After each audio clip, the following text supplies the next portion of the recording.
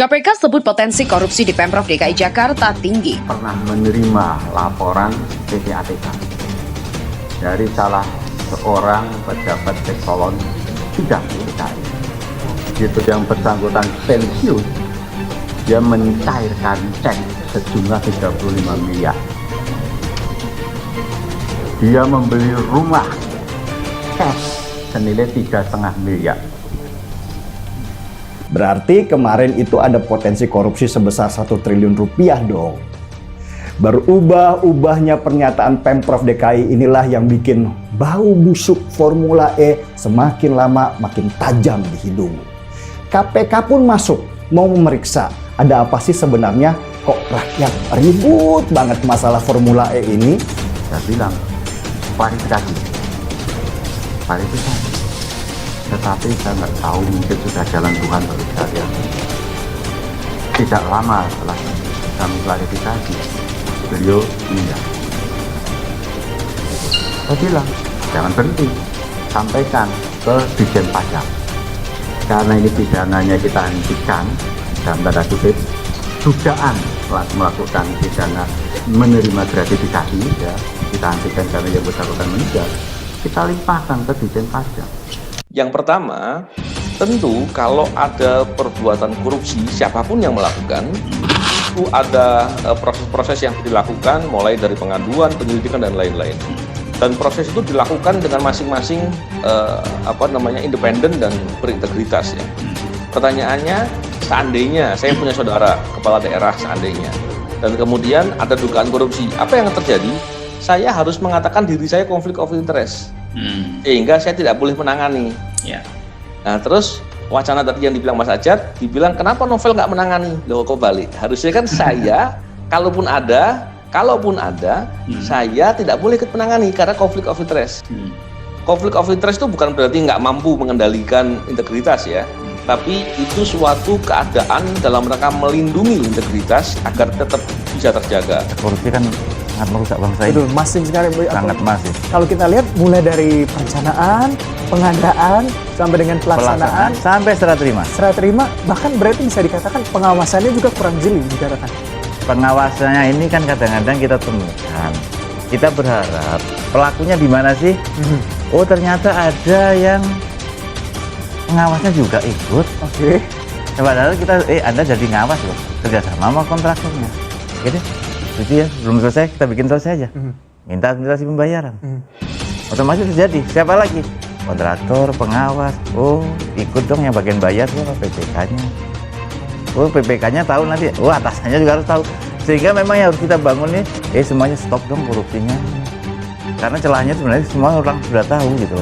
Tapi kalau Anda bikin bancaan, orang yang tadinya nggak mau juga, ya deh ikut. Dan pengawasan yang kita lakukan dari awal ada sejak mulai dari refokusi anggaran, kemudian pada beberapa pengadaan barang dan jasa, kemudian pada pemberian bantuan, dan kemudian ketika ada penyaluran bantuan termasuk bagaimana pendataan dilakukan dengan satu utilisasi. Terkait dengan kegiatan penyidikan dugaan korupsi pengadaan tanah di Munjul Pondok Rangon, Kecamatan Cipayung, Jakarta Timur, Provinsi DKI Jakarta tahun anggaran 2019.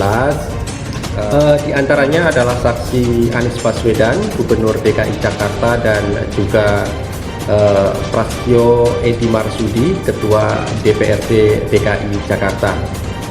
Para saksi dipanggil untuk hadir pada hari Selasa, tanggal 21 September 2021 dan tempat pemeriksaan di Gedung Merah Putih Jakarta. Wakil Ketua Komisi Pemberantasan Korupsi atau KPK, Alexander Marwata, mengatakan potensi kebocoran anggaran di pemerintah Provinsi DKI Jakarta tergolong tinggi. Alasannya, DKI memiliki anggaran pendapatan belanja daerah atau APBD yang besar. Potensi terjadinya kebocoran tentu saja dengan jumlah APBD yang besar itu juga tinggi. Menurut dia, besaran APBD DKI sama dengan seluruh provinsi di Sumatera atau gabungan APBD Banten, Jawa Barat, dan Jawa Timur. Berdasarkan pemetaan KPK, kata Alexander, celah terjadinya korupsi paling banyak di sektor pengadaan pengadaan barang dan jasa, kemudian perizinan, hingga aksi jual beli jabatan. Di DKI Jakarta, menurut Alexander, anggaran pengadaan barang dan jasa terbilang tinggi dari total APBD DKI, sekitar 80 triliun. Ia pun meminta Pemprov DKI melakukan pengawasan ketat, terutama terkait pengadaan barang dan jasa. Sedangkan, lelang jabatan di DKI sudah diadakan secara terbuka, namun